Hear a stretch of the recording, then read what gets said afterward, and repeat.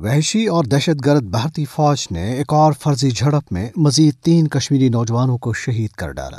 عشق کی راہ سلام کہتی ہے، تمہارے خون سے تاری ایک رقم پائی۔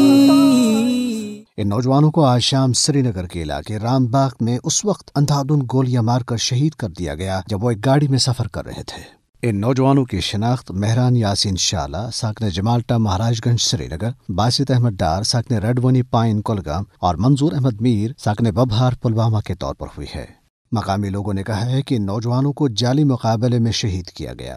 عینی شاہدین نے صحافیوں کو بتایا کہ ان کی آنکھوں کے سامنے تینوں کو گاڑی سے گھسیٹ کر باہر نکالا گیا اور بعد ازاں 5-6 فوجی اہلکاروں نے ان پر اندھا دھند گولیاں چلائیں، جس سے وہ موقع پر ہی شہید ہو گئے۔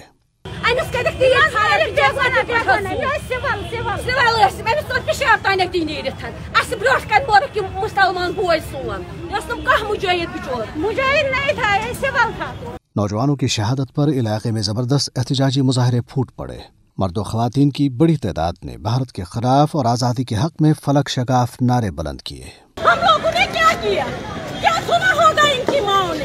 کیا کہے گی وہ سوچ رہی ہوگی ہمارے بچے پتہ نہیں کہاں ہیں، لیکن وہ تو مر گئے، وہ تو ختم ہو گئے۔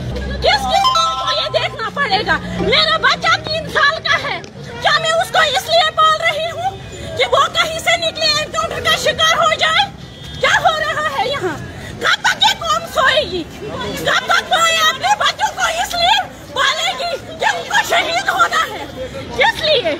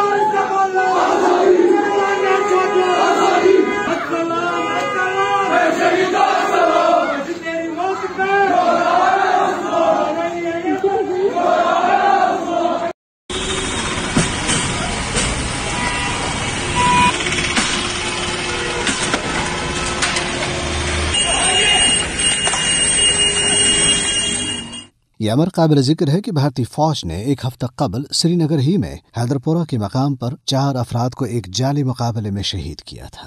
ابھی وہ زخم مندمل ہوا نہ تھا اور اس پر مقامی اور بین الاقوامی سطح پر بھارت پر لعنت و ملامت کا سلسلہ جاری ہی تھا کہ درندہ صفت بھارتی غاصبین نے بے گناہوں کے خون سے ایک اور ہولی کھیل لی۔ مبصرین کا کہنا ہے کہ بھارتی وزیر داخلہ امت شاہ کے دورہ مقبوضہ علاقے کے بعد کشمیریوں کے قتل عام میں خوفناک حد تک اضافہ ہو گیا ہے۔ قابض فوج گزشتہ 32 برسوں کے دوران 7,998 کشمیریوں کو زیر حراست اور فرضی مقابلوں میں شہید کر چکی ہے۔ قتل عام کے اس تازہ واقعے کے بعد قابض انتظامیہ نے احتجاجی مظاہروں کے خوف کے تحت غیر اعلانیہ کرفیو نافذ کر دیا ہے۔